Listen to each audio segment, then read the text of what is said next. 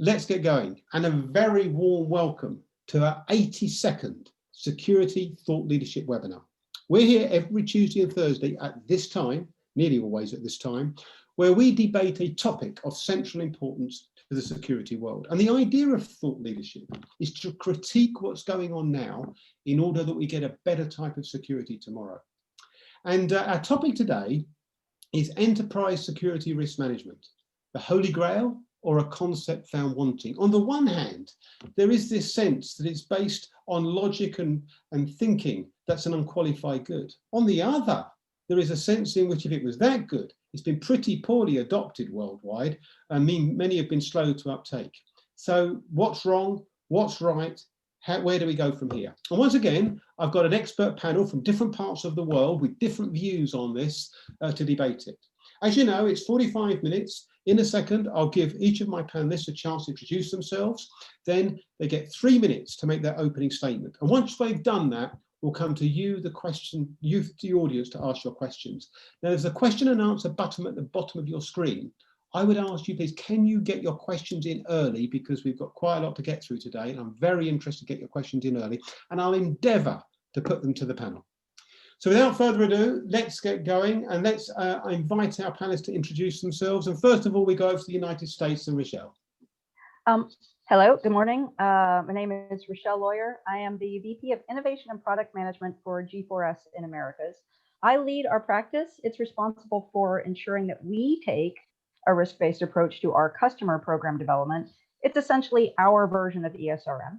I also co-wrote a couple of books on the topic, and I participate in industry organizations like ASIS and SIA on this topic as well. Rachelle, thank you very much indeed. And over to Michael Gibbs. Hi, everyone. I'm Michael Gibbs. I'm principal at Global Insights in Professional Security, where I advise executives, conduct security research, and develop security-related content and thought leadership. I previously worked for ASIS, where I was in charge of implementing ESRM throughout ASIS, and I worked very closely with Rachelle, as a matter of fact. Thanks. Okay, thank you very much indeed, Michael. And just to show we're covering the world from the United States all the way over to Hong Kong. And Ilya, can you introduce yourself, please? Hi, everyone. Thank you very much for this opportunity, and Happy New Year. My name is Ilya Umansky. I'm the director of the resilience practice for Current Consulting. I have over 20 years of experience in the field directly, because I haven't served in law enforcement and military and brought that experience to the industry. So everything I know, I learned on the ground. I have worked for Global Security Department at Prudential Financial. I have worked 11 years at Kroll, and now with Current Consulting. I also used to be a teacher, a lecturer in the master's degree program at John Jay College of Criminal Justice. Thank you very much indeed. So an expert panel, all with their views, all with an approach to this subject matter. Let's hear what they've got to say. 3 minutes they get to make their opening statement on this topic. Let's start with Rachelle. Your opening statement, please, Rachelle. All right, thank you. I wanted to jump right in and tie my statement to this question that I read about in the description of the proven benefits of ESRM, but part of the description that bothered me a little bit, because to me, the biggest benefit of the ESRM is that it leads to a truly efficient use of your security resources. You're not wasting your time, effort, and money protecting things that aren't mission critical or high value to your organization. You don't fall into the trap of having to get the latest shiny object, unless that can be proven to be a true and proper mitigation to a risk to a valued asset. So for example, people go completely nuts for drones because they're cool and everybody wants a drone, but why? What do you have that makes a drone a reasonable choice to protect your asset? And I'm not saying that there aren't great business cases for drones, but with ESRM, you have clear metrics and ties to say, this is the cost of the program, this is the value of what we're protecting, and it's agreed to because the business agrees to it up front. And that's where I'm going to come to the point that I disagree with in the description. That's not passing the buck. It's actually making the security leader a more responsible partner to the business. If you know that there's a risk to a valued asset and it's not being mitigated, you are in a properly implemented ESRM program responsible for making sure that the true risk owner fully understands the risk and can make an informed business decision. So for people who say ESRM is passing the buck, I think that's disingenuous, because if you feel like you are passing the buck, then it's likely that you have not had that satisfactory business discussion. I'm not saying you always get your way, but these discussions aren't, hey, you have a risk, give me $1 million. It's, here's your asset, here's your risk, here's what we need to protect it. Now you make the decision. And that's ESRM. It's partnership. It's not passing the buck. Rachelle, thank you very much indeed. Okay, let's go straight to Michael. Michael, your opening statement, please. Hi, thanks. I'm not sure that there's a security term today that provokes such disparate reactions as ESRM. From some people I hear it's brilliant and paradigm shattering. From others I hear same bottle, new wine. From other people I hear this is just jargon or gibberish. And finally, out on the other extreme, I already get that channel on my basic cable. I don't need another one. I'm not going to go into, you all are know what ESRM is. I just want to give a little background to say this is not that new. And I know that some of the architects originally of the Alliance for Enterprise Security Risk Management are taking part in this. That was the original group that sort of established and started implementing ESRM. It's ASIS, ISACA, and ISSA. And I think the prime movers were Ray O'Hara, Dave Tyson, and Tim Williams. There was a flurry of activity. This was in 2005. There was a flurry of activity. There were some papers that were written by Deloitte and Touche in 2005, 6, and 7. The CSL Roundtable picked it up in 2010, but it never was treated as a priority. Not until 2016, when there was the board of directors of ASS established a 2-year ESRM commission, again headed by Dave Tyson. And the goal was to integrate ESRM into the DNA. That's what they call the DNA of ASIS. And that meant putting it into standards and guidelines. It meant maybe creating a certification and embedding it in all the educational programs. And it meant creating a maturity model. I was involved for 4 years, mostly working with Rachelle. And I can tell you that the members who were involved furiously worked to embed ESRM into everything. Now I have to say that quite a lot of work was done. They created a guideline, created a lot of educational programming, GSX and otherwise, and standalone program. But it never quite caught on. You know, there's always a group of true believers and others who are receptive, and then others who are, who just couldn't be bothered. So I just want to give a quick list of pros and cons that I've heard over the years. Pros: it's a well thought out philosophy and management system that defines the role of security vis-a-vis business units and asset owners. Great. It elevates the security department into the role of strategic business partner. It forces security to know the entire business. It raises security's profile and strategic importance. And there are many different levels to maturity. You don't have to go to the nth degree to practice ESRM. On the other hand, the cons are we don't have authority to interpolate and overlay a new risk management system over what we already have. A fully mature ESRM program requires asset owners to sign off on risk, and they're not going to sign their own death warrant.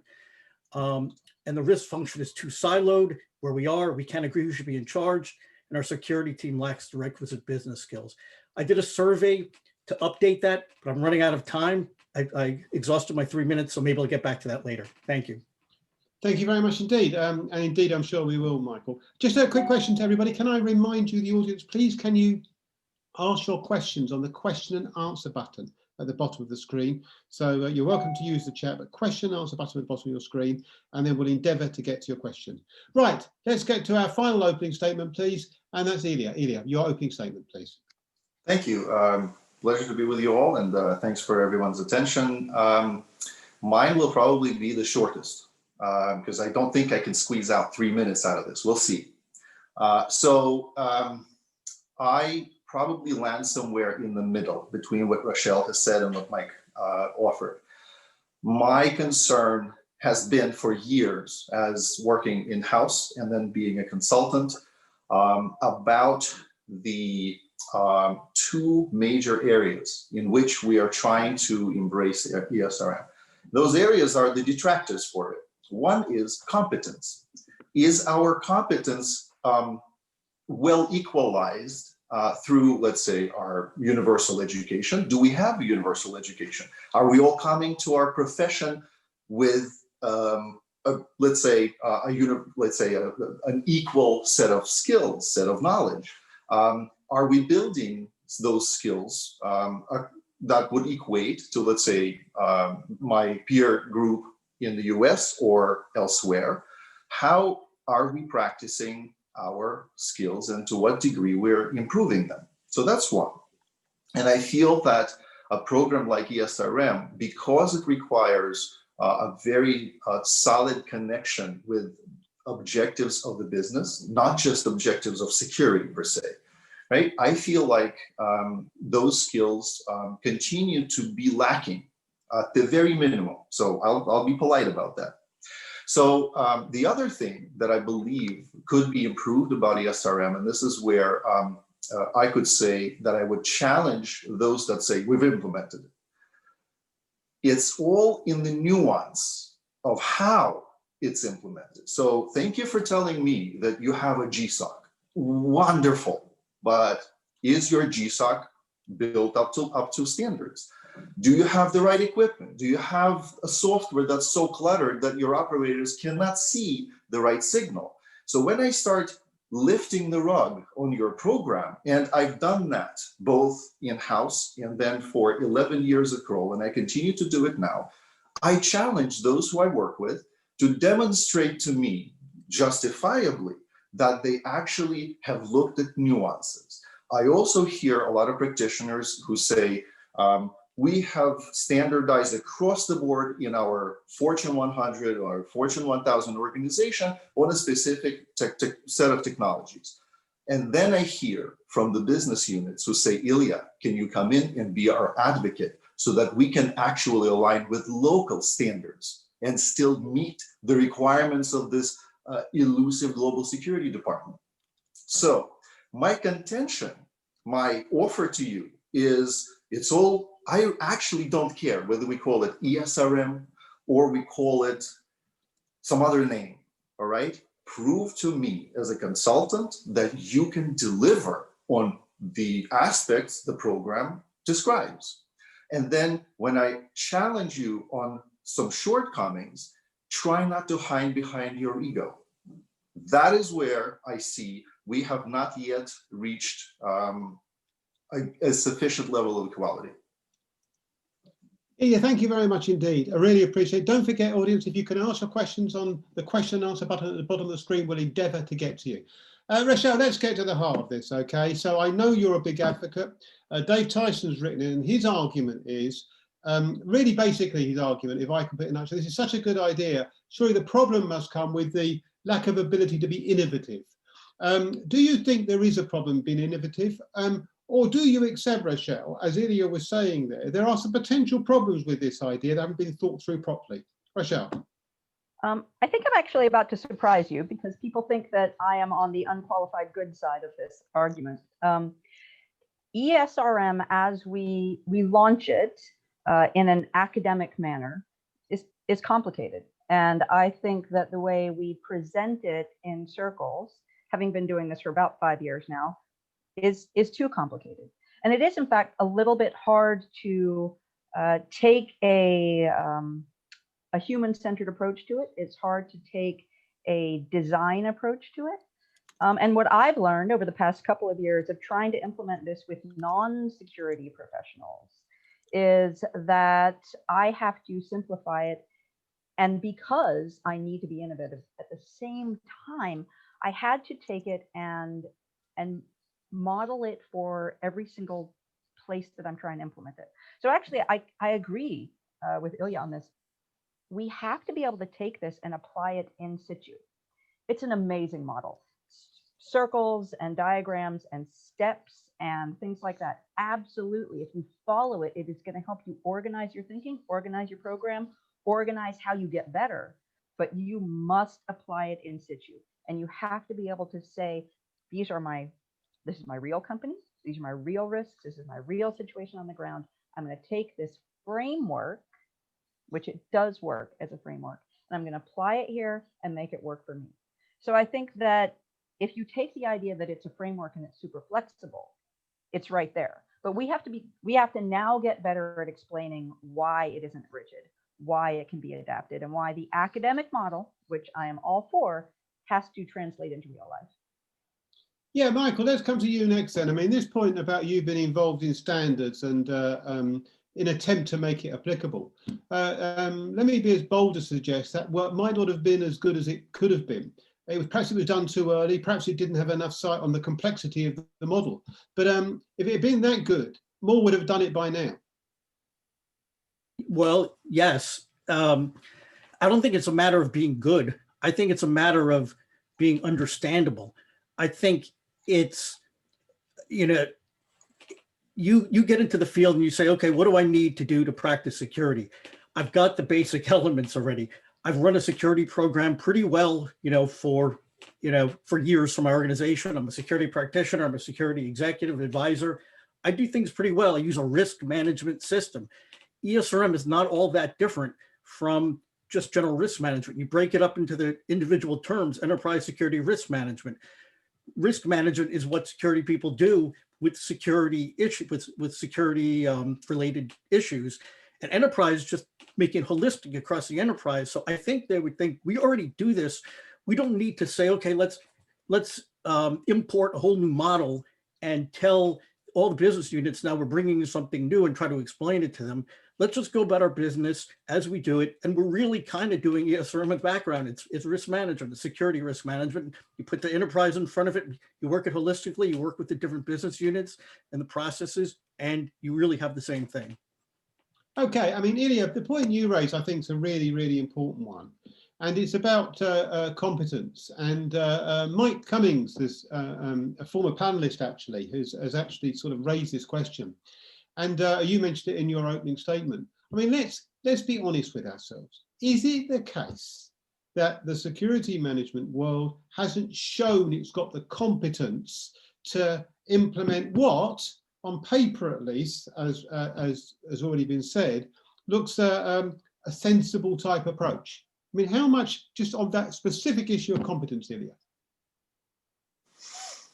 Well, I'm not going to say that we 100% have not reached certain levels of competence. Of course, that would be silly of me.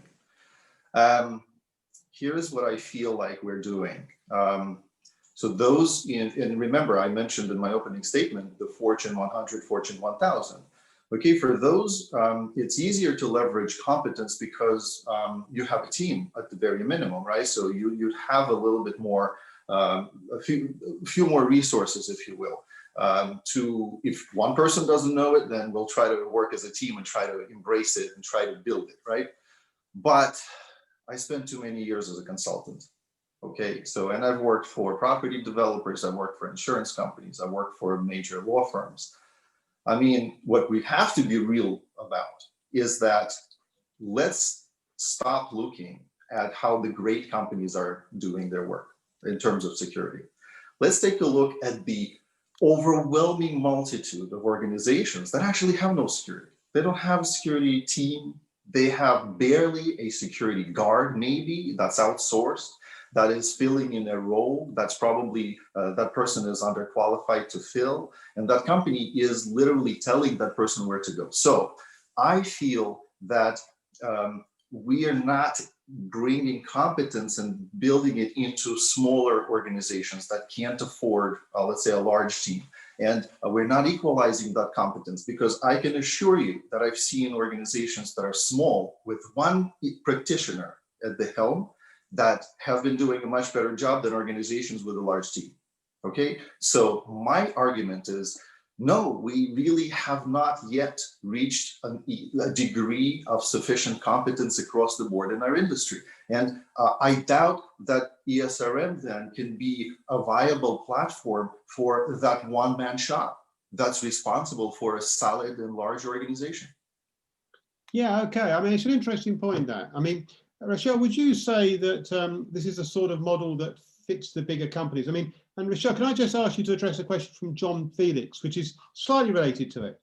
And his point is about the expenditure needed to support this and getting buy-in on a financial level. So once again, you would say easier for the bigger companies. I wonder whether you could address those 2 points, Rachelle, and then I'll come to you, Michael. I will. So I disagree that the model doesn't fit all sizes of organization, because the model is understand your organization, no matter how large or small, understand what you're trying to protect, understand the risks that you must protect it from, and then find the best, most efficient, most effective way to mitigate those risks to those assets. It's a circle, and then keep improving your program as you do that. Now, you may be an enormous organization with many, many resources, able to throw money at almost any problem, and it becomes a little bit easier to mitigate some of those risks that you've identified. But you can have a security program that is aligned properly to what you are protecting and what you're protecting it from, even with a single security officer, or with an online access control system that you manage from your laptop, because it all aligns to how much value are you protecting and what are the risks that you've identified. The problem comes in where I'm a small company, I'm told I need security, I put an officer at my front door, think I have security, without ever examining what my assets are or the risks to my specific assets. What do I care about? So that's the conversation that I'm trying to steer this towards. The cycle and the model and the understanding and the risk-based approach fit every security program. It's just a matter of how you mitigate that costs the money and what your suggestions are, then whether they're in line with what you're trying to protect and the value there. Michael, this is the arguments being put here that this is easier for bigger organizations because they've got the clout, the expertise and the resources. Your thoughts? I don't know that that's true. I would agree that theoretically it shouldn't matter on the size of about the size of the organization. And I will say that the ASS Foundation has done research on convergence, and I know convergence is not the same thing. There may be overlap between ESRM and convergence, but actually it's the smaller organizations that can do it much better, because there are no, you get fewer staff, it's less sophisticated. You may have one person already responsible for cyber and physical. The risk management team is smaller. It's just, there's less, there are fewer politics involved. So, and at the very end, we also see at the other end, yes, in the larger corporations, in the middle, there's sort of a lag. In the larger corporations, yes, it picks up again, and it picks up again largely by virtue of the people who, as I see it, inhabit the CSO role. You have to be a pretty dynamic and persuasive and business-oriented, savvy person, situated as a business partner, to get that sort of attention, that buy-in, and have the gravitas. So I think that when we've seen ESRM work, a lot of it's by force of personality and by getting the people, our best people are in those positions. Yeah, okay. I'll come back to you in a minute, Michael, and just get your update on the research you did yourself for this webinar. We'll see if we can get that in. But Ilya, I just want to come to you. Paul Kelly has spoken about silos, and this cropped up when I was looking at the research on this, Ilya, and about the fact of the matter is, get real, there are silos in business, and that's why this is always going to be a challenge. Ilya? Yes, partially that's the case, although I would go back and I would actually say that I agree with Rachelle and what Mike are saying, is that no matter the silos, if there is a person that's smart and understands how to cut through the politics of conversations with individual silos, all they need to do is to really establish with those silos what are their mission critical assets. I'm just changing the name of this a little bit, but still, it's easy to have those conversations if you have the ability, first of all, the direction to do it, and secondly, if you have the support and competence to carry those conversations. What I find often, again, I'm simply sharing my personal experience from having been a consultant for a number of years. I can tell you, one of my first questions is, what assets are you protecting? And I typically ask it of a large group of people from different functional roles.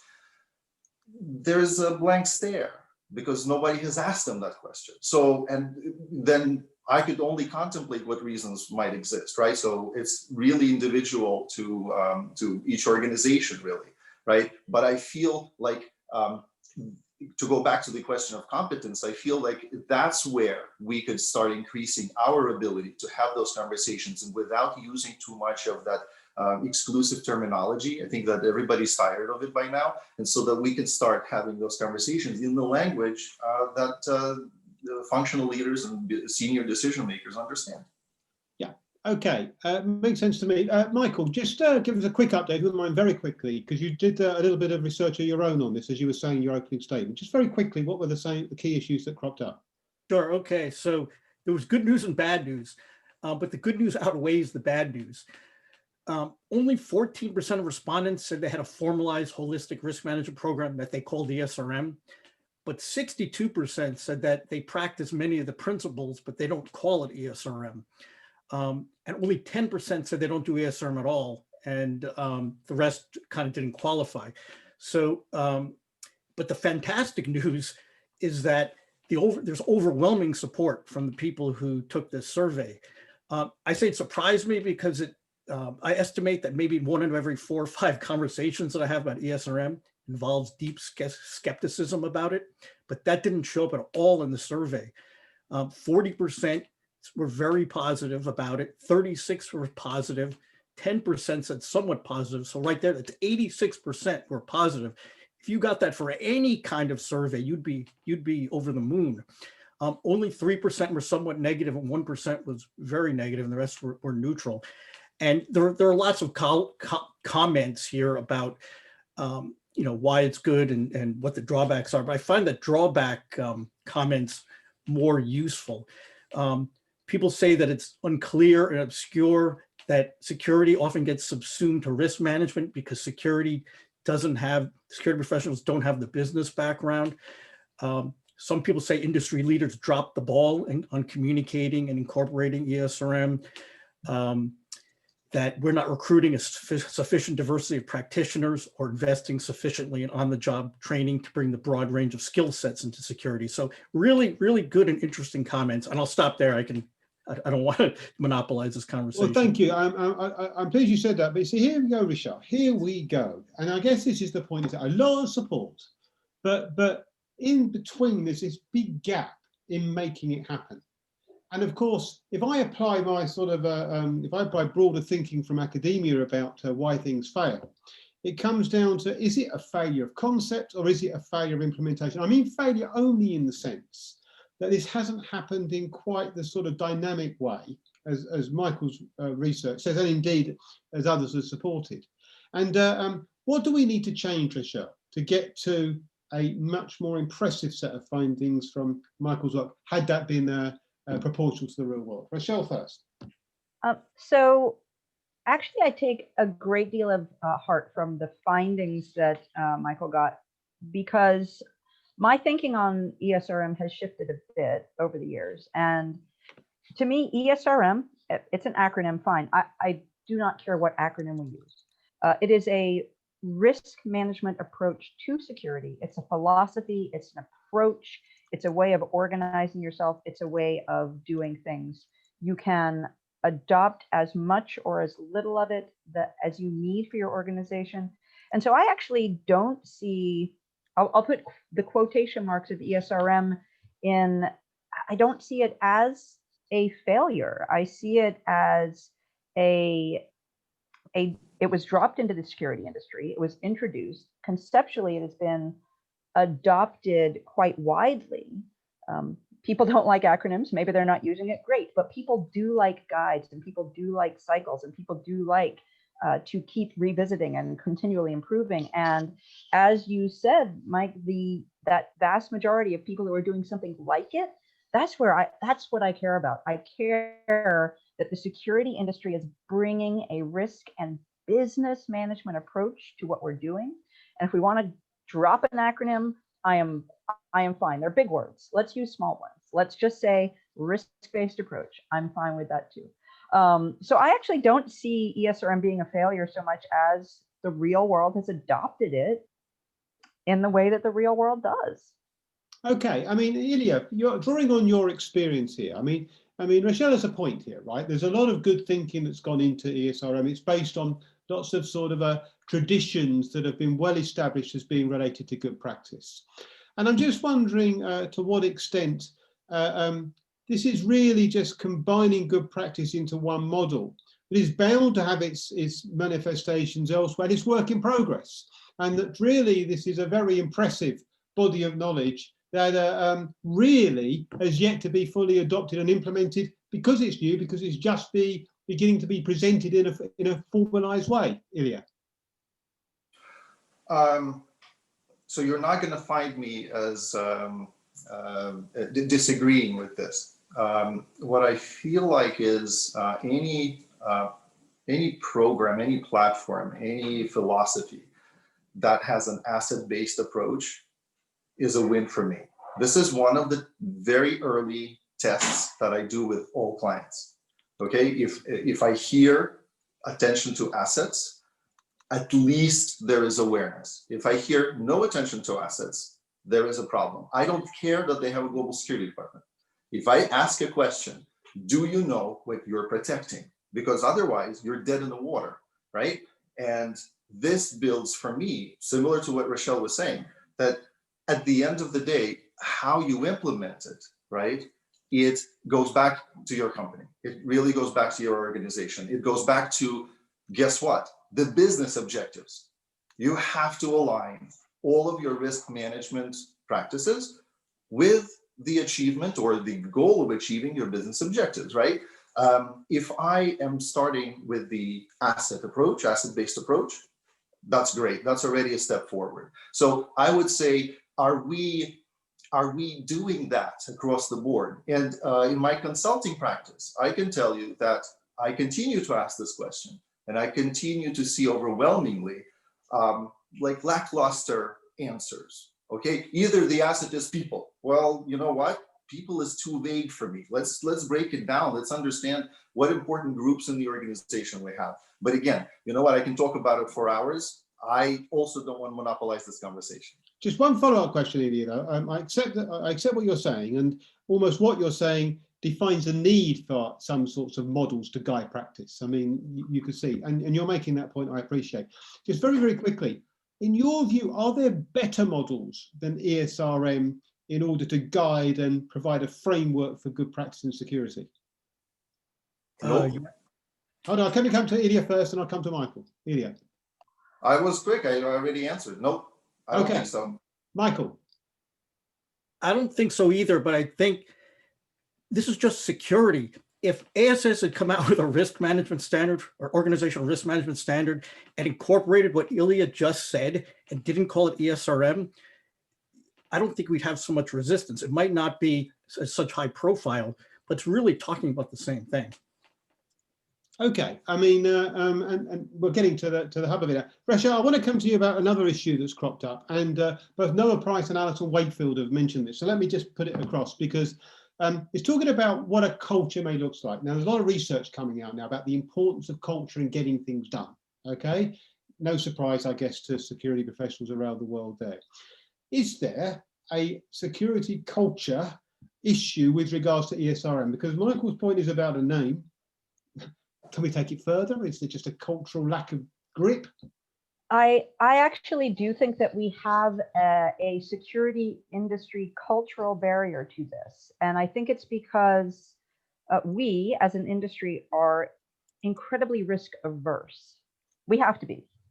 When security doesn't mitigate risk appropriately, bad things can happen. So how do you convince an organization that you are keeping them, I'll put safe in quotation marks, and at the same time make them understand that they are part of the business driver of putting that safety in place. So you have this point at which you have to convince the business that you are both absolutely in control, because you're trying to transition away from that you are the bat phone person, to we all are in this together, and there's a middle point there where it's a very scary cultural shift to make if you think that you're in an area where you might get fired for it, and we all have bills to pay.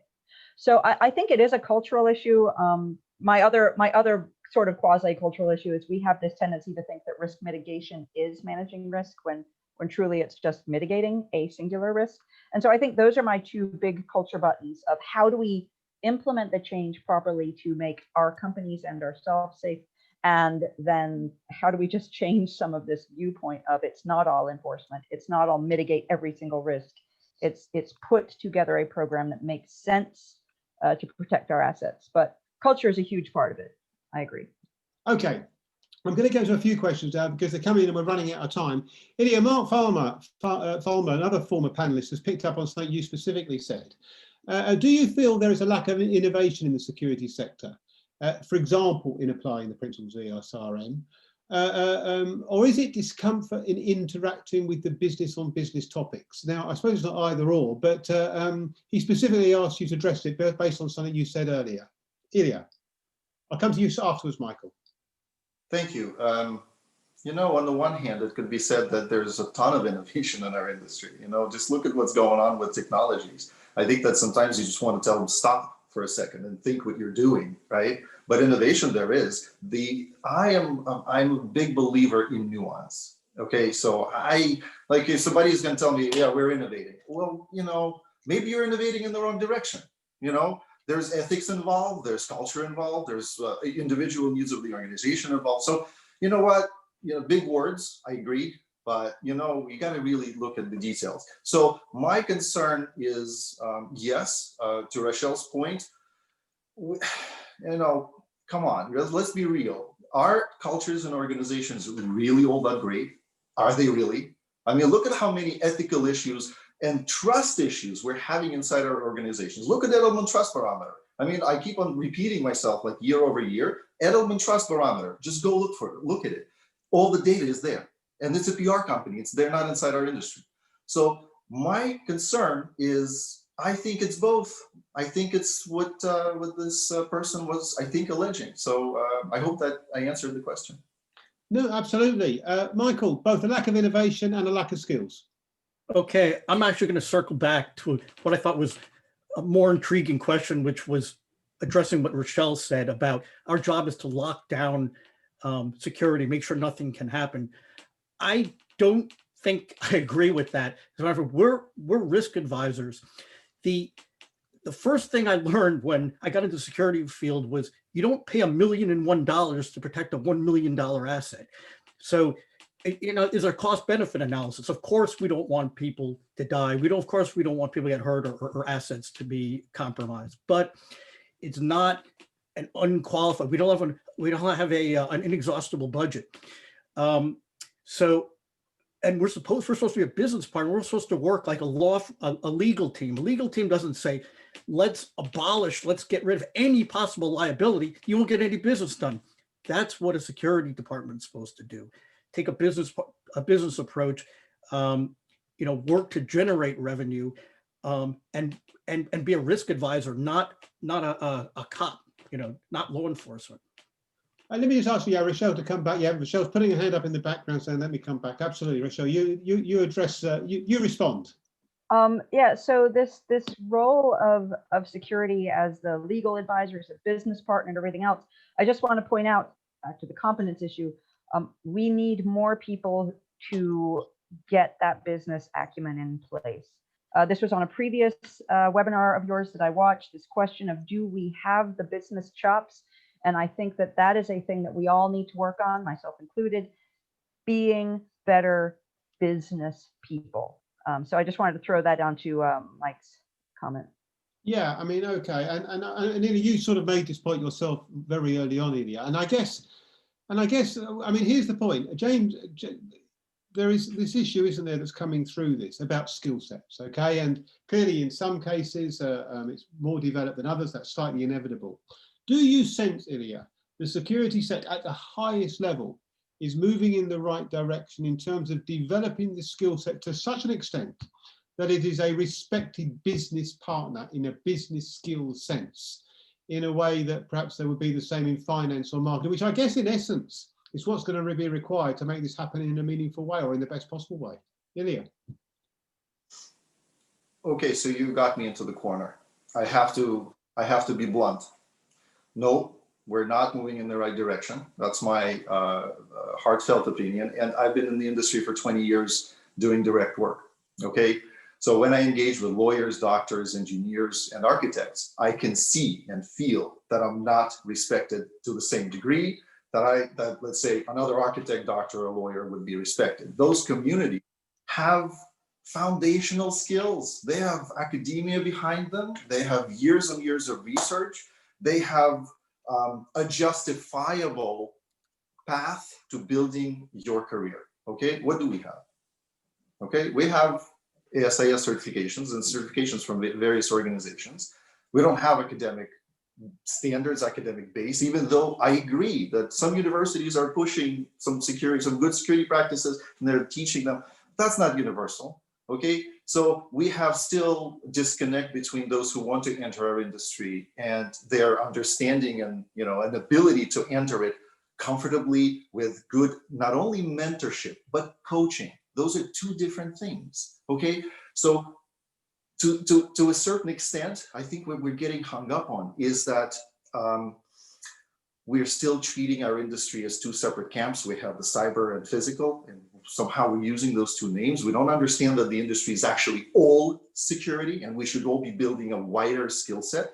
And I feel like that is very evident in conversations that we're able to have with the business leaders, with the senior decision makers. So when they're listening to us, they're saying, okay, so all that person is talking about is just a sliver of this wider space of security. But when I'm listening to the CISO, let's say, they're talking about a completely different thing, right? So I feel like what we could be doing better, is we should be building a better academic base. And let's show the lawyers, engineers, architects, and other professions that we are a profession, that we can stand on our own two legs, right? So over to you.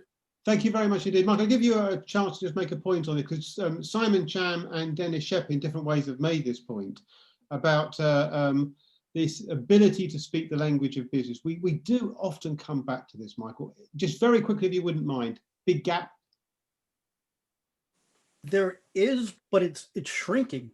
With programs like the ASS Wharton program, and I know that ISMA has one, I forget where it is, and there are lots of security managers, CSOs getting MBAs, much more than ever before, especially in the last 10 years. And I think, whereas I agree mostly with what Elias said, I would say I see things are changing, not necessarily in a sort of a momentous way in how we're perceived by other fields, but how we talk about ourselves and what our aspirations are. If I said 10 years to go to somebody, I'd much rather have a security person who knew business than security. And the person said, "Are you insane?" Now you'd be insane to say the opposite. I mean, I think it's sort of common sense now. It's the conventional wisdom is that you need to have that. That wasn't so normal 10, 20 years ago. And now just the fact that we're talking about it and we're sort of adopting it, of course that's right, has marked a pretty profound change. Okay, thank you very much. Right, panel, we just got a few seconds left, so I'm going to ask you each for one final comment. And this is what I'd like you to address. What is the headline big issue, the big issue that needs to be tackled to make this concept happen in a meaningful way for its audience in organizations? What do we need to change on a strategic level to make it happen? I'll go Rachelle first, then Michael, then Ilya. You've only got 15 seconds though. So Rachelle first. Strategic wise, I say we need to simplify it, make it more accessible and easier for all levels of the security organization to see their piece of. Sounds good to me. Michael. Simplify it, get rid of ESRM, just make it part of, just make it risk management, make it organizational risk, and make everything flow into that nomenclature. Okay, thank you very much indeed. Ilya, final comment to you. Simple language, agree, tie it to business objectives of any organization, try to talk about, starting with assets, of course, and just have conversations across every single functional department. Panel, thank you so much for your time. Thank you so much for your insight. We covered a lot of ground. We covered a lot of issues, and we'll return to this in due course. But absolutely fascinating conversation. Just to let you know, I'm writing a blog, will be on the website tomorrow, and also a copy of this, if you want to look at it again, will be on the website tomorrow. So please do look at that. Just on two other slightly different matters, Just to let you know that the OSPAs, if you're in Nigeria, South Africa, entries are open, nominations close soon. So get on to them. Make sure you get your entries for those who are really outstanding at what you do. OSPA's virtual awards ceremony, might tell you this, Thursday, the 25th of February, UK OSPAs, a virtual awards with a difference. I promise you, you will not have seen an awards like this before. So make sure you join us. Please register at uktheospas.com for this. Make sure you book your place. It's free and it's going to be a bit different. I promise you that. Okay, just to let you know, by the way, we've got a research project going on, Charlotte Howell and I, looking at the impacts of the COVID-19 pandemic on physical security. Can we ask you, please, if you wouldn't mind to spend just a few minutes answering our questions? There's the survey link. Really would appreciate it if you could do that. And just to say, we go through it all over again on Thursday of this week. We're looking at events. What events? How will security shows and exhibitions evolve in 2021? We've got a great lineup for you, another great lineup. And just next week, we've got 2 webinars, just to note they're slightly different times because they're going out to the eastern part of the world. So that's it. Thank you very much indeed for your participation, for your questions. Thank you once again to my expert panel for their insights and their forthright views. In the background, let me thank Hannah Miller and Christine Brooks for helping me. And hopefully we'll continue this debate formally in these webinars in due course. But in our conversational pieces across the world, what we do need to do is look at good practice positively when it's staring us in the eye. Ladies and gentlemen, wherever you are in the world, until we meet again, and I hope it will be Thursday at the same time, make sure you stay safe.